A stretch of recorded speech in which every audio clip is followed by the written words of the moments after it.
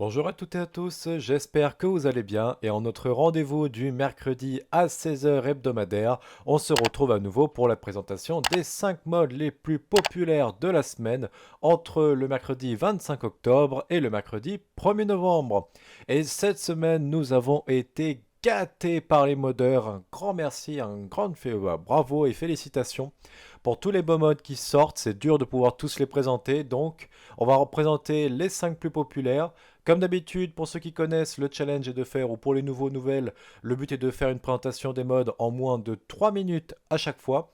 De manière générale, de vous donner envie de les jouer et donc de pousser votre curiosité car c'est la meilleure manière de découvrir les modes, c'est de le faire par vous-même. Bref, on a été gâtés, c'est Noël avant l'heure, il y a de très jolies choses qui arrivent et on va commencer directement par le premier mode. Et le premier mode de cette semaine, et pour commencer très fort, nous allons voir le mode Skaven Esoterica.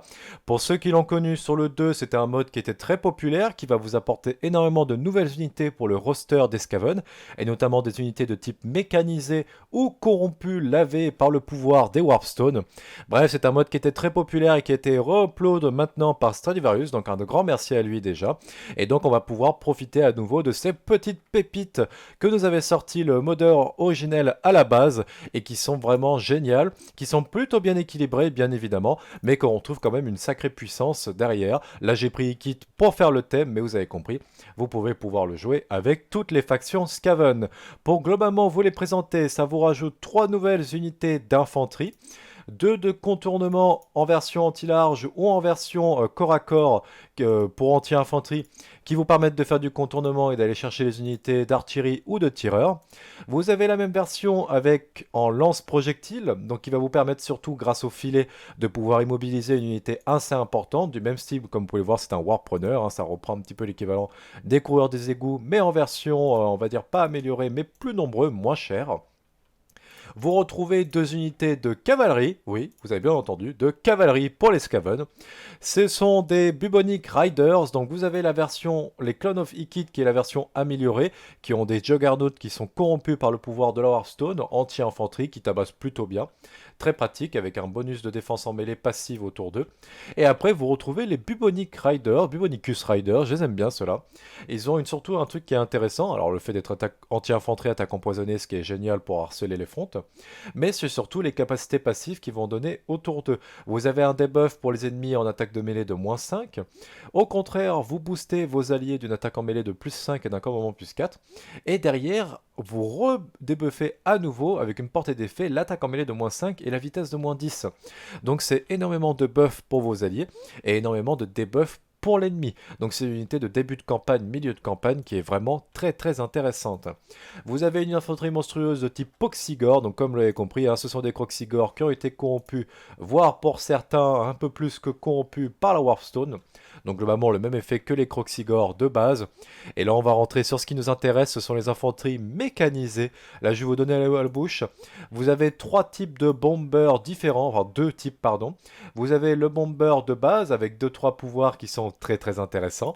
Vous avez la version en gunship, donc le gyrocoptère un peu classique, mais qui a été retravaillé et refait par les Skaven. Les figurines, enfin les unités pardon, sont juste magnifiques. On va dire que vous avez la version de classique et la version améliorée qui tabasse pas mal. Vous avez 2 unités d'artillerie supplémentaires que l'on pourrait comparer à des tanks à vapeur, mais version Skaven. La version Deathfire qui a une très bonne portée et qui est surtout pour aller chercher du debuff de commandement et de la perforation d'armure qui fait extrêmement mal avec 2 sorts d'éclair noir. Et vous avez la version classique de Man Crusher qui est globalement du gros tir en munitions magiques, anti-large et perforation d'armure. Mes unités préférées qui sont les Doomwalkers sur 3 versions différentes, 2 versions pardon. La version Rattling Cannons qui est la grosse version qui sera toute seule. La version Doomwalker classique qui tabasse plutôt bien et qui a le mérite d'être plutôt polyvalente. Celle-là est surtout faite pour dézinguer du monde au tir. Et après vous avez la version Giant Killer qui est donc une version anti-large. Et enfin, le beau, le magnifique, le Zeppelin, artillerie monstrueuse à courte portée mais qui fait énormément de dégâts, énormément de debuffs, beaucoup de warp bombs, bref, une machine de guerre. Le deuxième mode, quant à lui, s'appelle Empire Hero Skill Trees. Je vous ai présenté sa version avec les comptes vampires la semaine dernière. Et là, le modeur nous régale avec la même version pour l'Empire. Qu'est-ce que c'est que ce mode? Eh bien, ça vous rajoute des skills supplémentaires pour tous les héros de l'Empire pour cette semaine. J'ai entendu dire que les nains arrivent bientôt, donc peut-être qu'on le retrouvera pour une nouvelle présentation. Et en gros, pour tout ce qui est sorcier, prêtre, les chasseurs de sorcières et les capitaines, eh bien vous allez avoir des skills supplémentaires que vous allez pouvoir débloquer qui vous permettront de donner des bonus supplémentaires à votre héros ou à votre armée en fonction du héros. Là, je vais vous présenter le capitaine de l'Empire par rapport à Balthazar et je vous laisserai découvrir les surprises qu'a pu vous laisser le moteur pour les autres. Et comme vous pouvez le voir, vous avez le bonus de Shield Master qui à la fin lui donnera un défense de mêlée plus 15, gardien, une résistance aux projectiles qui est accrue pour lui mais aussi pour l'armée à hauteur de 2%, ce qui est pas dégueu. Mais vous devez choisir entre les trois. Vous avez aussi la version Champions, donc avec un cooldown de base qui est une capacité notamment pour l'attaque de mêlée, plus 2 pour l'armée, un cooldown moins 25 pour les capacités actives, et après un bonus de puissance des armes et de résistance physique. Et vous avez ensuite Tacticien, qui sera disponible, bon, bien évidemment au niveau 8, et après au niveau 24 pour débloquer jusqu'au niveau 3, qui va vous donner un commandement de plus 12, une vitesse de plus 12, un bonus de charge, une capacité passive qui est Flanking Maneuver, qui est plutôt pas mal, qui donne comme un effet de charge dévastatrice, et après un commandement en bonus pour l'armée. Bref, vous avez compris, ça vient rajouter des skills supplémentaires pour vos héros, ce qui les rend un peu plus intéressants, notamment si vous avez des campagnes vanilla ou si vous avez des armées avec en général beaucoup de héros. Bref, au mode suivant. Troisième mode, quant à lui, s'appelle Deck Burners. Pour une fois que la Côte Vampire reçoit un petit peu d'amour de la part des modeurs, faute d'en recevoir de la part de Creative Assembly, et bien là, nous allons avoir une nouvelle unité, les Deck Burners, comme son nom l'indique, qui est une infanterie. C'est une infanterie lance-projectile anti-infanterie et globalement ce sont des Gatling enflammés pour faire très très court là-dessus. C'est une seule unité qui est rajoutée par ce mode.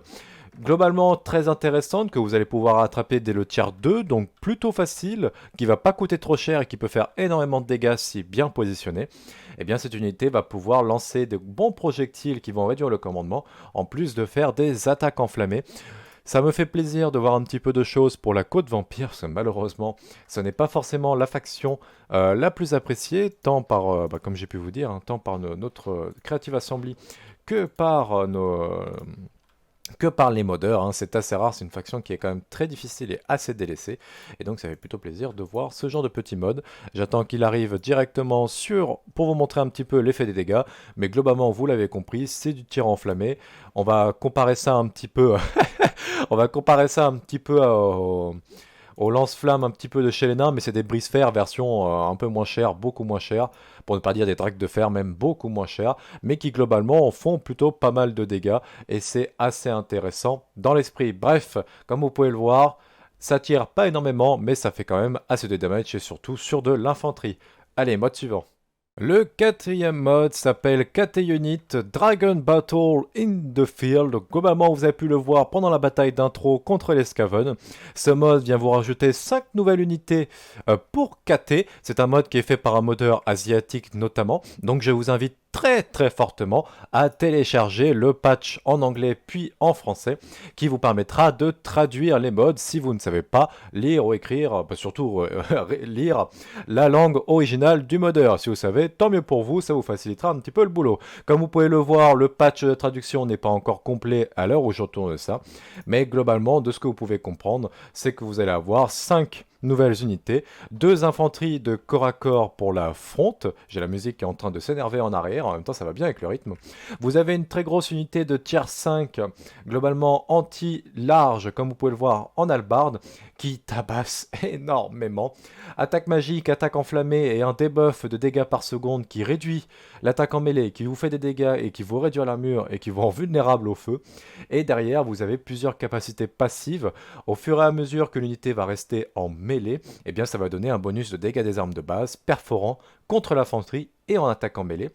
Vous avez une capacité passive de base qui leur donne une chance de bloquer les tirs de plus 35, un bonus contre les unités anti-large et une résistance physique, et aussi une résistance au sort et de défense en mêlée. C'est une unité qui est très puissante, mais qui, vous pouvez le voir, est de tier 5, unique, donc vous pouvez en avoir qu'une seule, mais qui va être par contre extrêmement puissantes.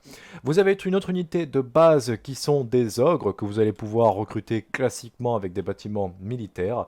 Ici, globalement, ce qu'il faut voir, c'est une unité assez classique. Plus ça va rester au corps à corps et plus ils vont tabasser et qui est plutôt bien polyvalente, anti-infanterie, bouclier, qui est sympa pour envoyer en front un petit peu.